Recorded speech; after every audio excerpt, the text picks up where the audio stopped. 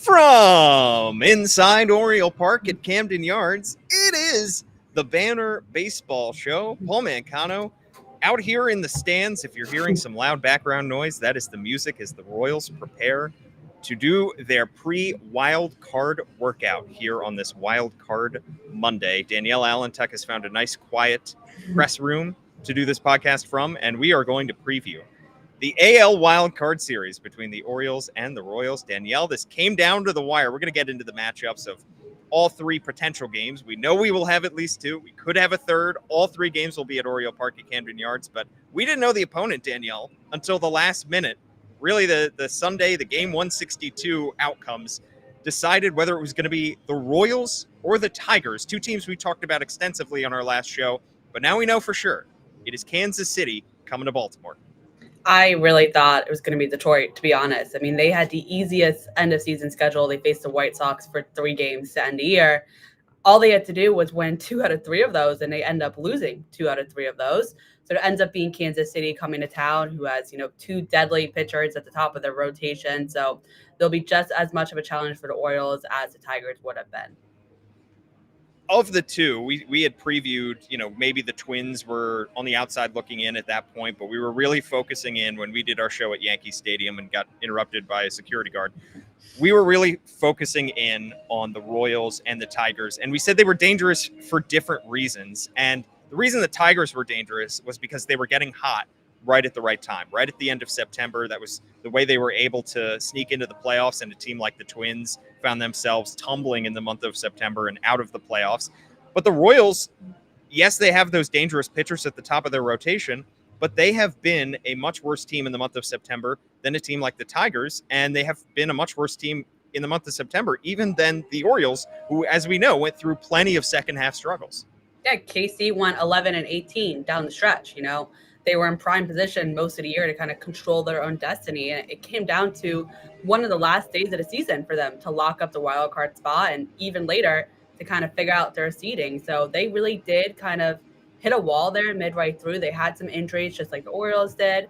But, they're still, when it gets to September and October now, they only need 2 to 3 starters to start. They only need their starting lineup. They don't need their depth as much. So anything can happen at this point. Yeah, best of 3 series, you're really talking about a tiny, tiny sample size. I think it's better than the, game, basically the wild card game, which they used to have, because that was, I think, a little absurd to boil the entire season down to 1 game. But a best of 3 doesn't really help you all that much more. You are still taking your season and getting it down to 2 or maybe 3 games. Now, these 3 games begin tomorrow on Tuesday. First pitch is scheduled for 4:08. Then game 2 is also at Camden Yards, scheduled for 4:38 on Wednesday. And then game 3, if necessary, is Thursday at 4:08. And the winner, yes, Danielle? Or 1 o'clock or 7 o'clock or 2 o'clock. So game 3 will change depending on what the other games still going are. Gotcha. So really, you can't make any plans for Thursday yet. Great. We're just at the whim of Major League Baseball and Rob Manfred at this point. But we do know that the winner of this series does go on to face the Yankees in a best-of-5 divisional series, for which the Yankees have home field advantage because they clinched that seed. So whoever wins this series is going up to Yankee Stadium to face the Yankees, a matchup that, honestly, I think, given the way the Orioles showed in that last series up at Yankee Stadium, is certainly a winnable series. But they got to get through Kansas City first. And I know the average Orioles fan is looking at this series and saying, boy, am I getting flashbacks to 10 years ago, because that is the last time that these two teams met in the playoffs, and Kansas City swept that series, of course, on their way to the World Series. And this is KC's first playoff appearance since 2015. So since the year after that, when they went back to the World Series and won it. And the storylines for this series, Danielle, there are so many. I mean, it starts, I think, with the 2 shortstops, Bobby Witt Jr., superstar, obviously, in the American League for Kansas City, and Gunnar Henderson at the top. But you also have Adley Rutschman, who was drafted 1 spot ahead of Bobby Witt. All 3 of these guys were drafted early in the 2019 draft. So 5 years later, we are seeing these guys now meet in the playoffs. It's exciting. And what an incredible talent that 2019 draft had. I mean, just crazy that, you know, all these years later, they're facing up again, and just the repercussions from that draft are now, you know, playing out in front of us. It's going to be very exciting. Bobby Witt Jr. won the AL batting title, you know, for having the best batting average in the American League.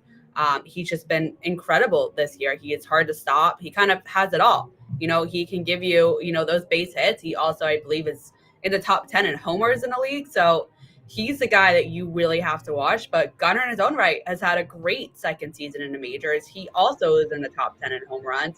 And when he gets hot, you know, Gunnar has shown us multiple times he can have 3, 4 hits in a game, and it's just another day for him. Yeah, I mean, you know, there was talk at the time. I remember in 2019 of whether the Orioles would go with Adley Rutschman, who looked like the surefire, just won the College World Series with Oregon State, was looking like the surefire number one guy. But then there was Bobby Witt Jr., who was a high school player, you know, had the pedigree, obviously, and had shown the ability to rise up the ranks quickly once he got drafted by Kansas City. And there was a little bit of talk as to whether the Orioles would go with the high school guy, the college guy. They go with Adley Rutschman, and then they scoop up Gunnar Henderson later in that draft. So it was a kind of have your cake and eat it too type moment, because Kansas City got an outstanding young player in Bobby Witt, who you said is hitting 332 so far this season, in 161 games played, all but one game, had a 977 OPS, 32 homers, over 100 RBIs in his first All-Star season. He's just 24 years old. And Adley Rutschman has still been a two-time All-Star, phenomenal catcher. I know he has struggled in the second half, but they also then were able to scoop up Gunnar Henderson in the second round. So they got two guys out of that draft. And then later on, they went out and drafted Kyle Stowers. They drafted Joey Ortiz. That was a great draft all around. But you can't get much better than getting Adley and Gunnar in back-to-back picks. No, you can't. And, you know, obviously, you know, it's been well documented that when Adley came up, the course of his team changed. And then Gunnar comes up later that year, team just gets even better. You know, these are the two guys, you know, for the Orioles. And obviously, they've both had their issues. They're both still young. But, you know, the postseason in a lot of ways depends on how these two guys play. When Adley plays well, the Orioles play well. It's very clearly documented that, you know, he is kind of the heartbeat of the team. So a lot of this series will depend on, is Adley on right now? Yeah, and we saw last year how much the Orioles struggled in that sweep at the hands of the Texas Rangers in the divisional series last year when Adley Rutschman was struggling at the plate. So they have to get him right. And this is a scary team in part because of their speed. Kansas City steals a lot of bases, kind of like they did 10 years ago. That was a very fast team that took a lot of chances on the base paths. And on your preview on the BaltimoreBanner.com, Danielle, where you can subscribe $1 for 6 months, you note that they have several guys near the top of the ranks in the American League this season in stolen bases, and it starts with Michael Garcia with 37 stolen bases. It does, you know, and that's Corbin Burns, who is starting game one for the Orioles tomorrow. If he's had one problem this year, it's been holding runners, and he has gotten better as the season has gone along. You know, it hasn't been as big of an issue as it was, you know, in the first couple months of the year, but it's still an issue for him. He's allowed a career high number of stolen bases this year. And this Kansas City team, they're going to be taking advantage of that. They know that, obviously. They have the scouting reports, and they're fast, you know. They have 3 guys in the top 20. They have a couple of guys who will be on their bench who they can use as pinch runners late in the game, who can, you know, come out and even faster than the guys in their starting lineup. So they're really dangerous. And, you know, in the playoffs, all it takes is one run. So playing small ball like that could be how KC can get past the Orioles. Absolutely. Let's dive into this game one pitching matchup, because boy, it is sure to be a good one. Corbin Burns against Cole Ragans. Now, this is going to be Burns' 9th postseason game, but only his 3rd start, because he was mostly used as a reliever when he first made his postseason debut back in 2018 with Milwaukee, pitched in the NLCS, then was converted to a starter.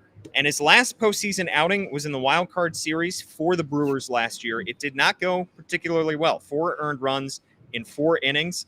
But this is why you got Corbin Burns. It is to start this game and hopefully to eventually start game one of a World Series. It is to start the most important games of the season. You're putting a guy on the mound who the Orioles have been careful with all season. I don't want to say they've handled with kid gloves, but they have been very careful not to overextend him during the regular season to get him to this moment, because the Orioles desperately needed that guy last year. Kyle Bradish had a phenomenal season, but he wasn't a capital A ace at that point in his career. Corbin Burns is a capital A ace, and that's why the Orioles got him. It's true. And, Corbin has made every start this season as scheduled. He's the only pitcher on his staff who's been able to do that, which says a lot about his durability. You're right. They did watch his numbers, particularly at the end, his last start. He was pulled at least an inning earlier than he would have been, in a normal start if it wasn't with the postseason coming up. But he's been phenomenal for them, with the exception of, a couple starts in August. This month he's only allowed 4 total runs, only run in his last 3 starts. So he's been great for them. He is kind of a guy who has shown he can handle the pressure. He was great for them on opening day.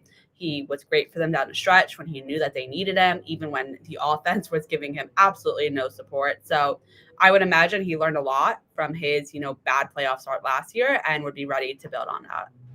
Yeah, and Andy Koska wrote a great article on the BaltimoreBanner.com about how Corbin Burns rediscovered his cutter, the cut fastball that has made him so good through the course of his major league career. He went through that August swoon where he was not looking like himself, and he talked about how the spin on that pitch was becoming a little bit too efficient, meaning that it was turning into a bad four-seam fastball.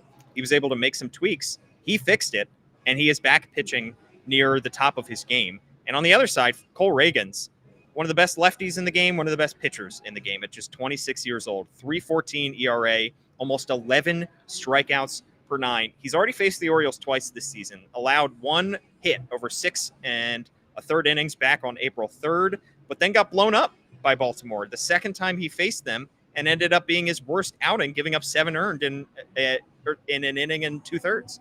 Yeah, he just noted in his press conference downstairs that he never forgot that start. It was his worst start of the season. He said he learned a lot from that. And because he's facing the same team again, he feels more prepared. He doesn't plan to change anything what he's been doing the past couple weeks, but he knows this Orioles team, and they have essentially, even though they've had bits and pieces come in, their lineup right now is not that different than it was in April. If this was a month ago, obviously be very different with a bunch of injured guys out. But he is a phenomenal left-handed, one of the best in the league. But this is his first playoff start as well. And as we saw last year with Grayson Rodriguez and Dean Kramer, when it's your first playoff start, you never know what's going to happen. It's on the road. The Royals, everybody knew the Orioles were getting in. It was just a matter of when. Kansas City hasn't had, that fortune with them. They had to fight until the very end to get in. So that may play part in this too. He didn't get to cut back his numbers at all. His pitch count had to stay up the whole time. Yeah, and we don't yet know what the Orioles playoff roster or the wild card roster is going to look like, but I think we can expect that this is going to be a righty-heavy lineup tomorrow. Even though Cole Reagans has pitched better so far this season against righties, I should say. Lefties are hitting 273 against the lefty, and righties are hitting just 195, but we know the Orioles. They don't really believe in reverse split guys. They're going to throw a lot of righties in there. I think you can expect Ryan Mountcastle at first base instead of Ryan O'Hearn. I think you can expect Ramon Urias in there at third base. I have a question as to whether James McCann might be starting a catcher, because James McCann has caught Corbin Burns 15 times to Adley's 17, so it's a close split there. Corbin Burns does have a lower ERA, almost over half a run lower when James McCann is catching. Adley Rutschman is a better hitter when he is DHing. Obviously, McCann is a right-handed hitter. Do you expect Adley Rutschman to be DHing and James McCann to be batting near the end of the lineup? I do, and especially with the months that James McCann has put together, for him, this has been a very strong month. He's looked great at the plate recently, and I think there is something. James McCann is a veteran catcher. He has been through this before, and you've noticed when Corbin first got to the Orioles, and then later when Zach Eflin first got to the Orioles, it was always James McCann starting with them because, he's been through this before. He kind of is the one who's best at adapting to those situations at this point. So I would expect to see James McCann catching tomorrow, and maybe they'll play off in Adley's favor. Maybe, he hasn't had the best second half, but maybe just being able to relax tomorrow and knowing that he doesn't have to catch, he can just focus on hitting. Maybe that's what he needs, go out there and have a good game. I'm going to put you in Brandon Hyde's shoes now, Danielle. Okay. Who would you be batting leadoff tomorrow? We know Austin Slater is a preferred hitter against lefties for the Orioles. He's hitting 250 since coming to the Orioles against lefties. He can walk. Jordan Westberg is back in there, close to 100%. He obviously does very well against lefties, but doesn't walk nearly as much as Austin Slater. You could also go with Gunnar Henderson because you could make the case that, hey, Gunnar You still want him to get the most at bats in this game. And when the Royals eventually take Cole Reagans out, you want Gunnar Henderson to be batting against whoever's going to be coming into the game. Who would you be batting leadoff tomorrow? Okay, so if it's me thinking as me, not me thinking as the Orioles think, I would have Henderson bat leadoff. But this is the Orioles. They love their basic right lefty splits. I would imagine Austin Slater is leading off tomorrow. I would imagine Gunnar would be second, and then maybe Jordan Westberg in third. And I think that could work out, especially if Cedric Mullins isn't starting the game. He could swap out for Slater, and then he could also be, the leadoff guy the rest of the game. See, this is why I love the playoffs. Austin Slater was not even on our radar earlier this year. It was spent the year on 3 different teams. It feels similar. Yeah. He hasn't been nearly as productive as Aaron Hicks, but it feels similar to Aaron Hicks last year, where Aaron Hicks just had to be in the lineup in the playoffs because he was one of their best hitters all year, and especially down the stretch. So that is the way that playoff baseball goes. Over the course of a 6-month season, we're talking about a guy that was not even on our radar who could be batting leadoff against Cole Reagans in the first game of a best-of-3 series. It's just crazy to think about.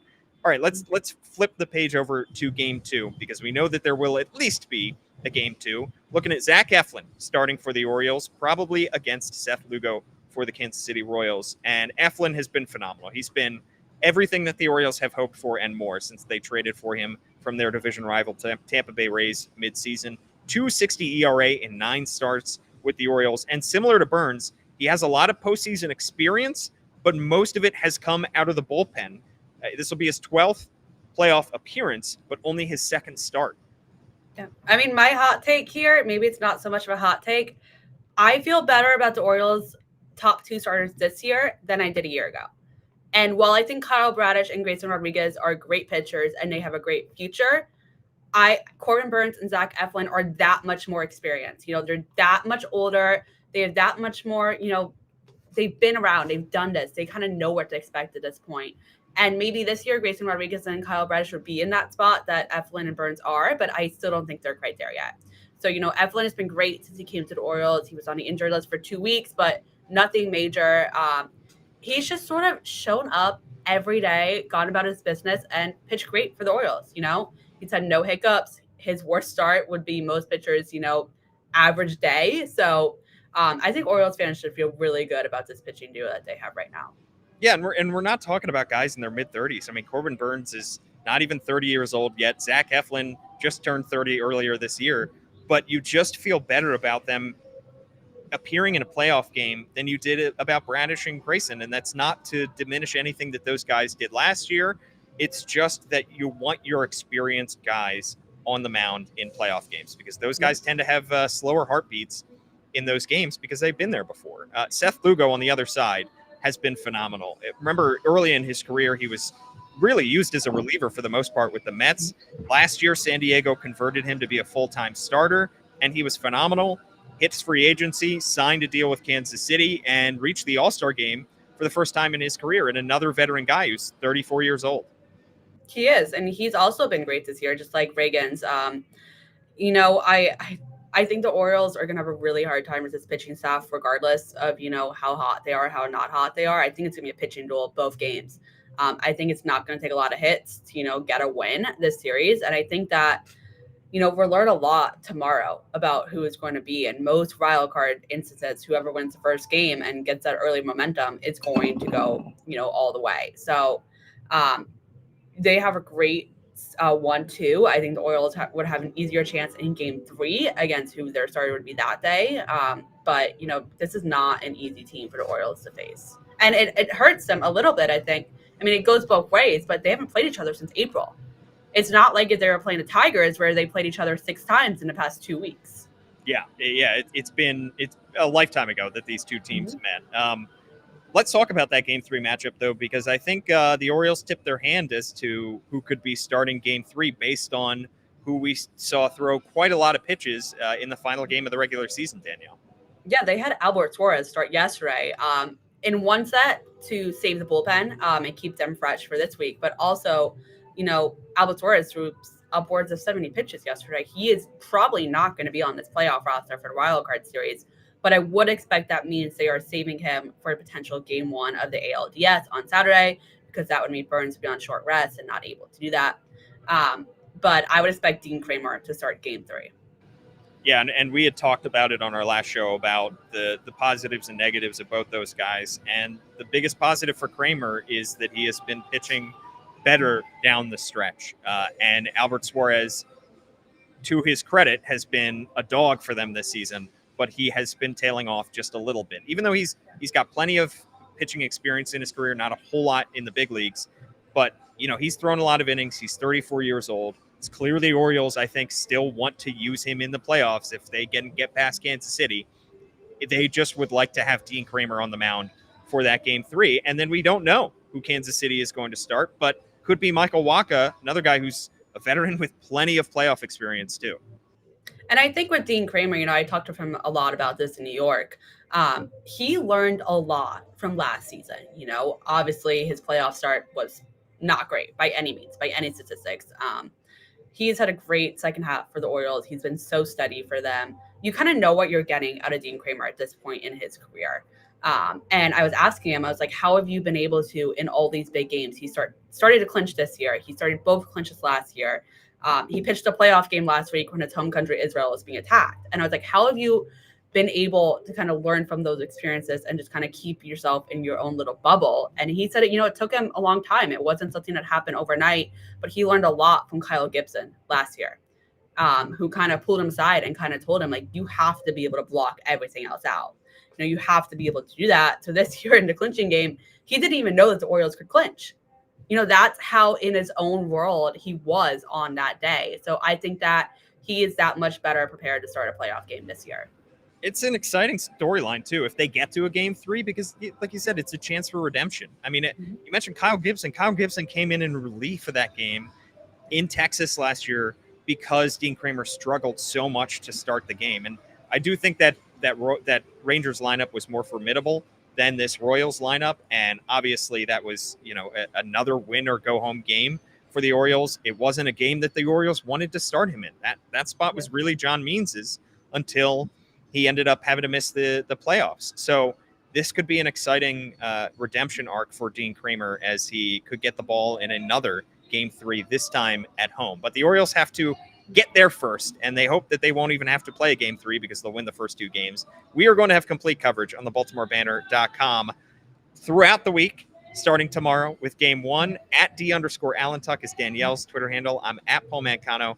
Andy Koska will have great stuff. Kyle Goon will have great stuff. We have so much coming your way over the next few days. Please like, rate, review, subscribe, all that good stuff. Give us a review on Apple Podcasts, and I'll read it out here on the Banner Baseball Show. For Danielle Allentuck, I'm Paul Mancano. Thanks so much for tuning in. We appreciate you sticking with us through the stadium noise, but it is going to be loud here